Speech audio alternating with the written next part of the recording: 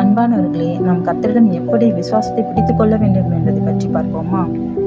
விசுவாசம் என்பது கேடயம். இது ஒரு ஆயுதம். இதை ஏன் பயன்படுத்துவார்கள் தெரியுமா? போரில் எதிரி தாக்கும் போது அவனிடமிருந்து தப்பித்துக் கொள்ள கேடகத்தை பயன்படுத்துவார்கள்.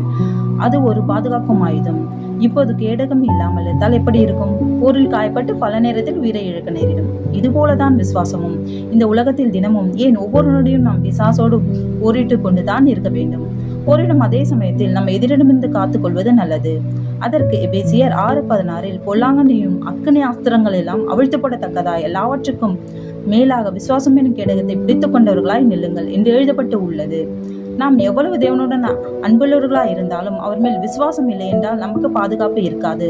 விசுவாசம் என்பது நம்பப்படுகிறவர்களின் உறுதியும் காணப்படாதவர்களின் நிச்சயமா இருக்கிறது.